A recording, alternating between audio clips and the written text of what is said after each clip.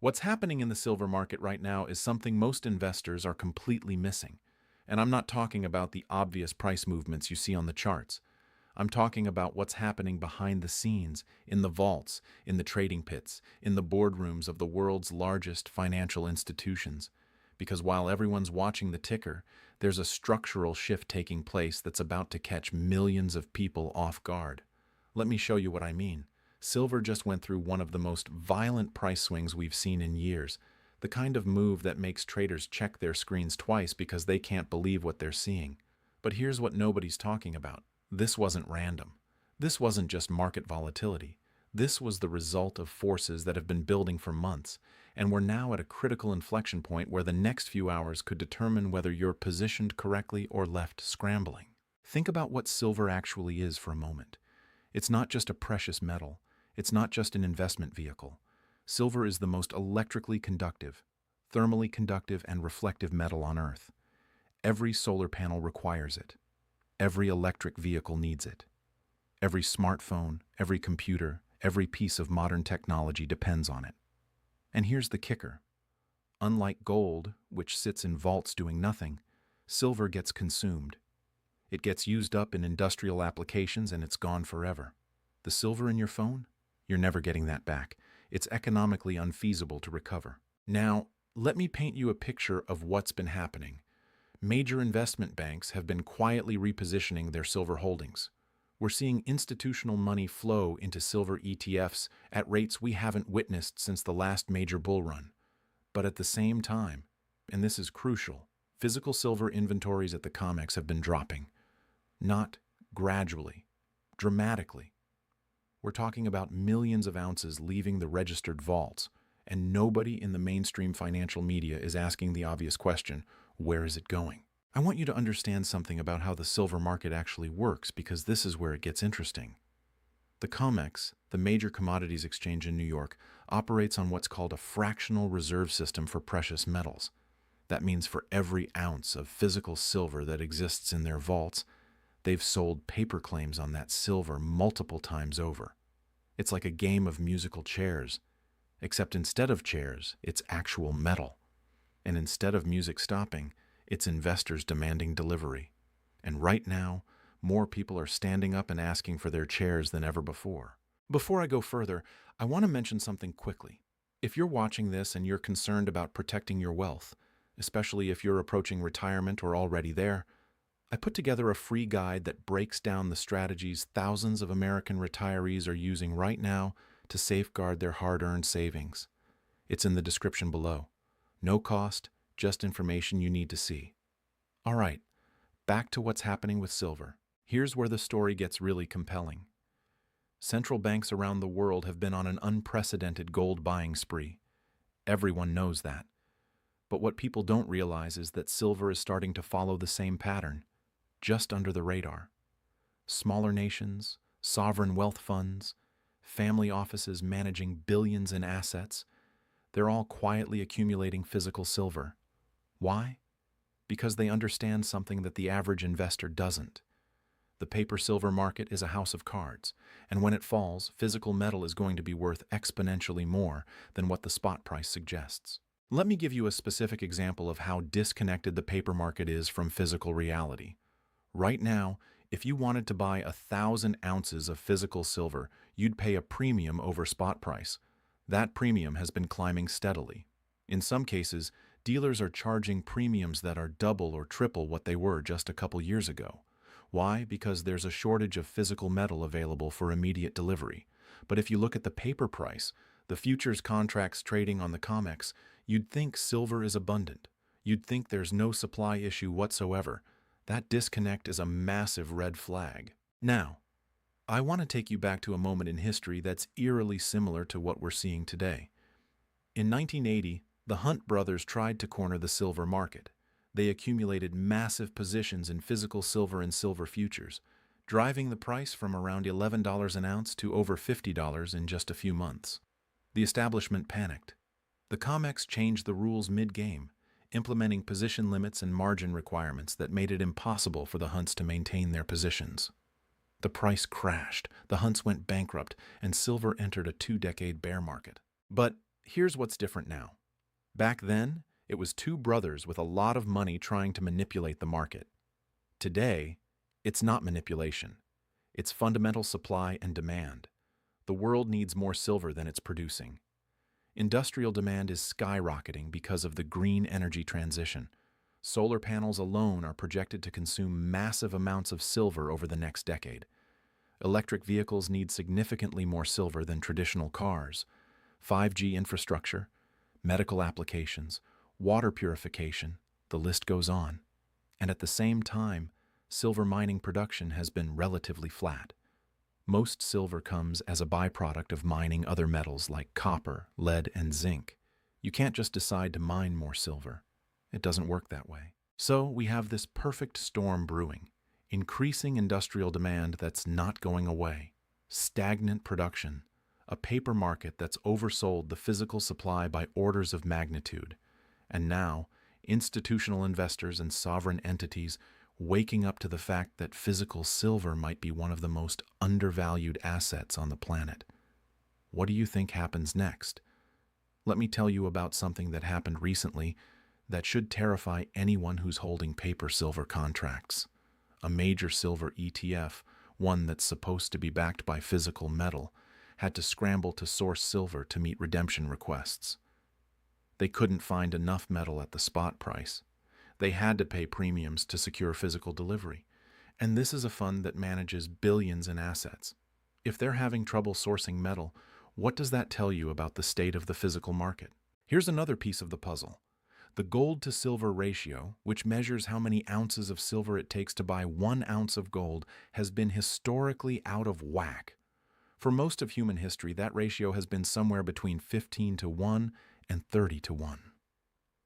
There have been periods where it's spiked higher during times of extreme financial stress, but it always reverts to the mean. Right now, even after silver's recent gains, the ratio is still elevated compared to historical norms. What that means is that silver is still undervalued relative to gold. And when that ratio starts to compress, when silver starts catching up to gold, the moves can be explosive. I want you to think about your own financial situation for a moment. If you're like most Americans, you've got money in a 401k or an IRA. Maybe you've got some stocks, some bonds, maybe a little cash in the bank. And you're watching inflation eat away at your purchasing power. You're seeing the national debt spiral out of control. You're watching geopolitical tensions escalate. You're wondering if there's a better way to protect what you've worked your entire life to build. And the answer might be sitting right in front of you, but you've been conditioned to ignore it because the financial establishment doesn't make money when you own physical assets. Let me be clear about something.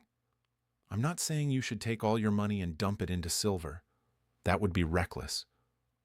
What I am saying is that if you don't have any exposure to physical precious metals, you're taking on more risk than you probably realize.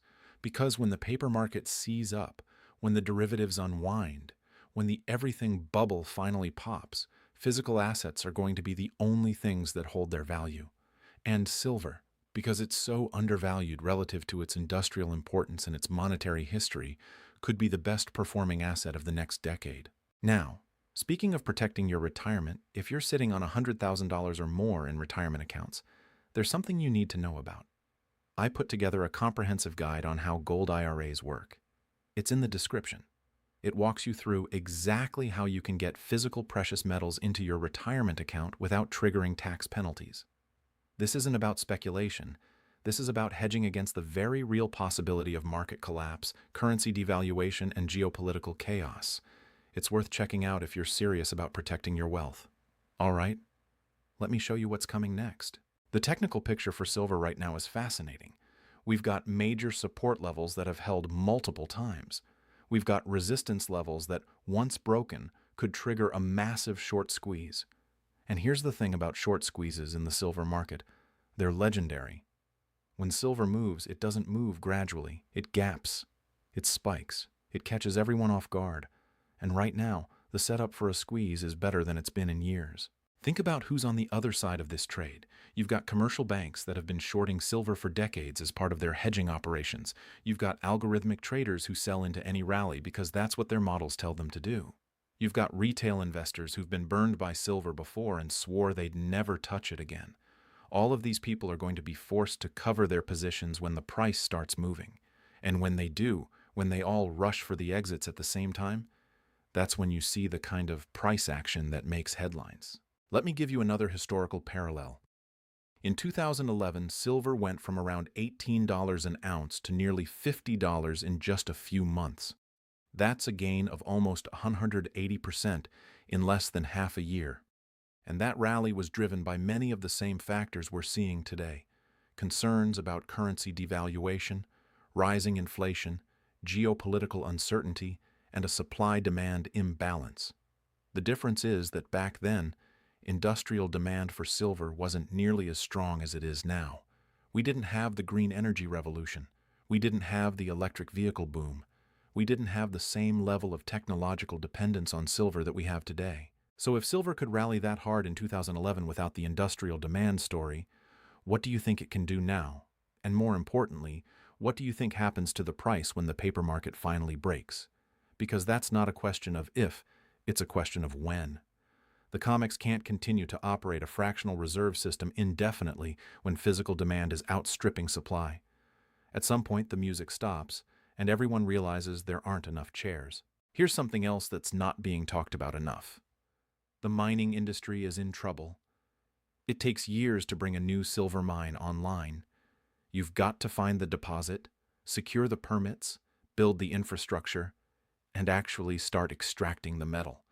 And with environmental regulations getting stricter, with labor costs rising, with energy prices volatile, it's becoming less and less profitable to mine silver at current prices.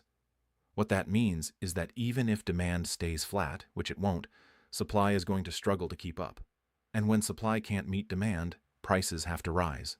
It's basic economics. But it's not just about supply and demand in the traditional sense. There's a monetary component to this that's absolutely critical. Silver has been money for thousands of years. It's mentioned in the Bible. It was the currency of ancient Rome. The word salary comes from the Latin word for salt, but it was paid in silver. For most of human history, if you wanted to buy something, you used silver.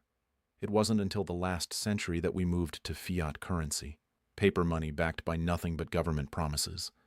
And how's that working out? Look at what's happening with the dollar. The Federal Reserve has printed more money in the last few years than in the entire previous history of the country. The national debt is approaching levels that are mathematically impossible to repay. Other countries are starting to trade in their own currencies, bypassing the dollar entirely. The BRICS nations are talking about creating their own currency backed by commodities. And when the dollar loses its status as the world's reserve currency, which is looking more and more likely, what do you think happens to the value of physical assets like silver? I want to paint you a scenario.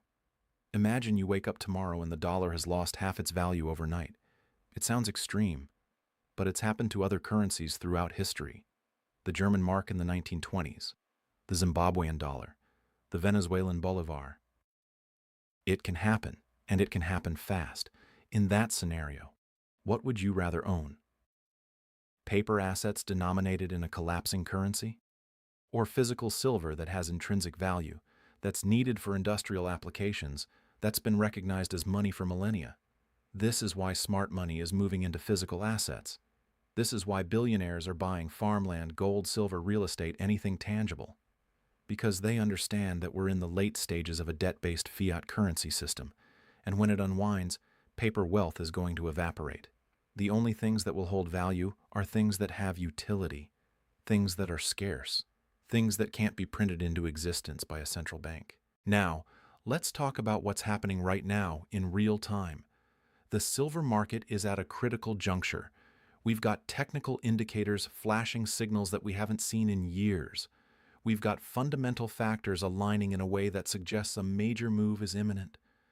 And we've got a time-sensitive situation where the decisions you make in the next few hours could determine whether you're positioned correctly or left behind. Here's what I'm watching. First, the physical premiums. If premiums continue to rise, that's a clear signal that the paper price is disconnected from physical reality. Second, the COMEX inventory levels. If we see continued drawdowns in registered silver, that's a sign that the fractional reserve system is under stress. Third, the institutional flows. If we see more money moving into silver ETFs while physical inventories decline, that's a recipe for a supply crisis. And fourth, the geopolitical situation. Any escalation in global tensions, any signs of currency instability, any moves by central banks to diversify away from the dollar, all of that is bullish for silver. But here's the thing. You can't wait for all the signals to align perfectly. By the time it's obvious to everyone that silver is going higher, the easy money will have already been made. The people who profit the most from these moves are the ones who position themselves before the crowd figures it out. They're the ones who do their research, who understand the fundamentals, who have the courage to act when everyone else is paralyzed by uncertainty. Let me tell you about a conversation I had with a mining executive recently. He told me something that stuck with me. He said, "The silver market is the most manipulated market in the world, but it's also the market where the manipulation is most likely to fail." Why? Because unlike other commodities, silver has this unique dual nature. It's both an industrial metal and a monetary metal. You can manipulate the paper price all you want, but you can't manipulate the physical supply. And when industrial users need silver, they need silver. They can't settle for a paper contract. They need the actual metal.